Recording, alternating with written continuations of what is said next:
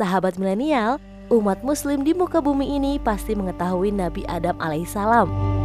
Sebagaimana dikisahkan di dalam Al-Quran, Nabi Adam alaihissalam merupakan manusia pertama yang diciptakan oleh Allah Subhanahu wa Ta'ala. Oh iya sahabat milenial, sebelum kita mulai jangan lupa subscribe dan nyalakan loncengnya supaya MOP Channel bisa terus berkembang. 1, 2, 3. Alhamdulillah, semoga sahabat milenial pahalanya terus bertambah ya. Amin. Oke deh, yuk kita mulai.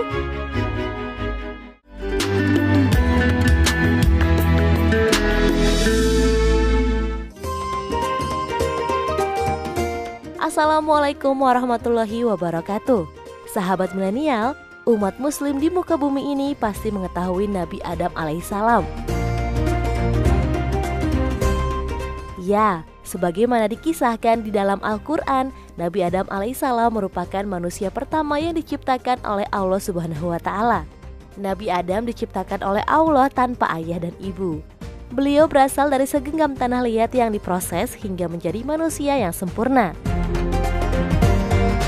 Tahukah kalian, menurut informasi yang telah dirangkum, proses terciptanya manusia pertama ini memakan waktu kurang lebih 120 tahun lamanya, di mana dari 120 tahun itu terbagi menjadi 3 fase.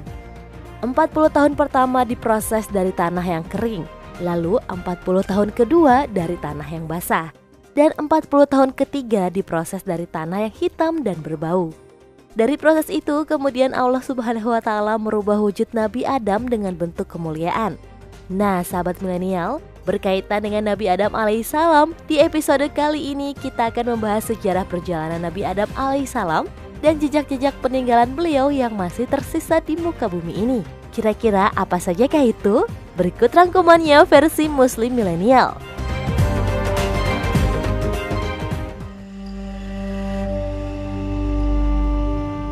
Tempat diturunkannya Nabi Adam alaihissalam.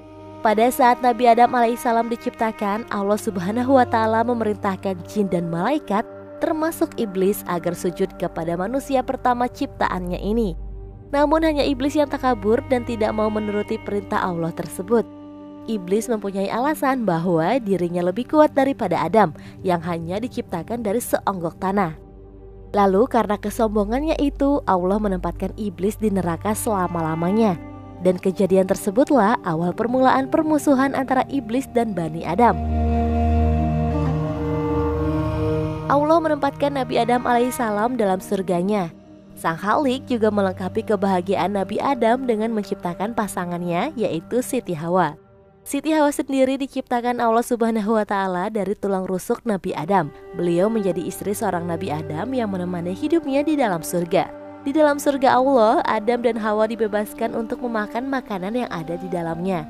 Namun ada satu syarat yang tidak boleh dilanggar, yaitu Adam dan Hawa dilarang untuk memakan buah dari pohon yang bernama pohon khuldi. Akibat godaan iblis yang begitu kuat, pada akhirnya Adam dan Hawa tergoda untuk memakan buah khuldi tersebut. Mengetahui kejadian itu, Allah Subhanahu wa Ta'ala murka, lalu memerintahkan Adam dan Hawa untuk keluar dari surganya. Kemudian mereka pun diturunkan ke bumi. Menurut sejumlah informasi, Adam dan Hawa diturunkan di 2 tempat yang berbeda. Nabi Adam alaihissalam diturunkan di India di salah satu puncak gunung yang ada di Sri Lanka. Sementara Hawa diturunkan di daerah Jeddah, Saudi Arabia. Mereka terpisah kurang lebih selama 300 tahun lamanya.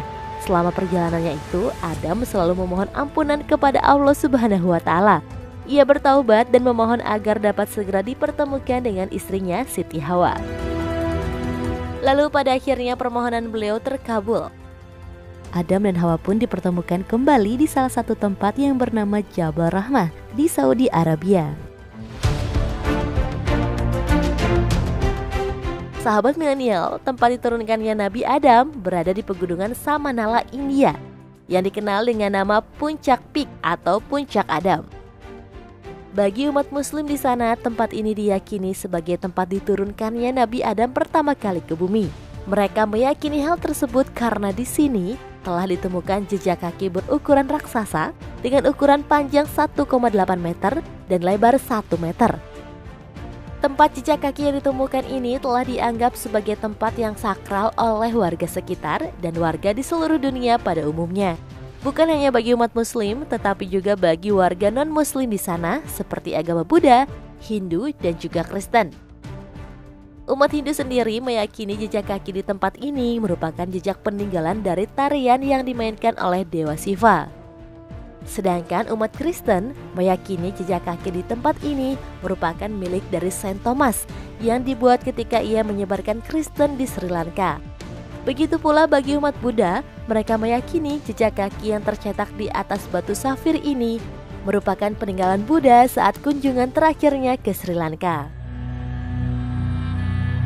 Nah, sahabat milenial, sampai di sini masih banyak kabar yang belum jelas mengenai tempat pertama kali diturunkannya Nabi Adam alaihissalam di muka bumi. Ada juga informasi yang menyebutkan bahwa di salah satu belahan bumi Afrika di daerah Mpaluzi, tepatnya di Afrika Selatan, ditemukan sebuah jejak kaki yang tercetak di sebuah batu bentuknya vertikal dengan ukuran 121,92 cm. Jejak kaki ini ditemukan oleh seorang pemburu yang bernama Stoffel Kunze. Lalu di manakah sebenarnya Nabi Adam pertama kali diturunkan di muka bumi ini? Wallahu a'lam bishawab. Semua masih menjadi misteri. Akan tetapi sahabat milenial, semoga saja dengan mengetahui sejarah Adam dan Hawa diturunkan ke bumi, kita bisa mengambil hikmah dari peristiwa tersebut. Beberapa tahun yang lalu orang-orang sempat dikejutkan dengan beredarnya kabar di media sosial bahwa ditemukan baju peninggalan Nabi Adam alaihissalam yang berada di Arab Saudi. Baju tersebut berukuran 60 hasta atau sekitar 30 meter tingginya. Wow, besar sekali ya sahabat milenial. Lalu apakah benar baju ini merupakan baju peninggalan Nabi Adam alaihissalam? Berdasarkan informasi yang telah dirangkum, ternyata baju tersebut bukanlah peninggalan Nabi Adam, melainkan memang dibuat oleh salah satu warga Arab Saudi yang bernama Hamdan. Hamdan membuat baju tersebut dibantu oleh 4 orang penjahit, membutuhkan waktu selama 18 hari dan diperlukan 40 rol kain untuk membuat baju raksasa ini. Panjang baju tersebut 29 meter, lebar bahu 9 meter, lebar di bagian bawah kaki 12 meter, panjang lengan 10 meter, dan pada bagian leher lebarnya mencapai 2 meter. Wow, kalau dilihat dari ukuran dan bentuknya, ternyata Nabi Adam pada zaman dahulu sangat tinggi dan besar sekali ya sahabat milenial. Mungkin kalian bertanya-tanya, untuk apa baju ini dibuat? Sahabat milenial, baju ini dibuat dengan tujuan untuk memberikan gambaran kepada kita bahwa seperti itulah wujud Nabi Adam alaihissalam pada masa yang lalu menurut hadis dari Abu Hurairah. Melalui gambaran ini setidaknya dapat mengobati sedikit rindu kita terhadap sang Nabi yang telah meninggalkan kita terlebih dahulu. Sahabat milenial, pernah lihat berita ini? Percaya nggak kalian kalau ini adalah makam Nabi Adam? Jika kalian membaca atau menemukan berita tersebut, jangan percaya ya, karena itu adalah hoax. Makam tersebut bukanlah makam Nabi Adam, melainkan makam Nabi Imran alaihissalam di daerah Salalah, Oman. Mengenai wafatnya Nabi Adam alaihissalam, beliau wafat pada hari Jumat, seperti yang dijelaskan dalam kitab Al-Bidayah wa An-Nihayah. Ketika Nabi Adam hendak menemui ajalnya, para malaikat datang dengan membawa ramuan pengawet mayat dan kain kafan yang dibawa dari surga. Lalu di saat Nabi Adam wafat, terjadi gerhana matahari dan gerhana bulan selama 7 hari 7 malam. Beliau dimandikan, dikafani, diberi pengawet jenazah dan dimakamkan oleh malaikat. Lalu di manakah letak makam Nabi Adam? Sebenarnya banyak versi yang mengatakan mengetahui tempat peristirahatan terakhir Nabi Adam.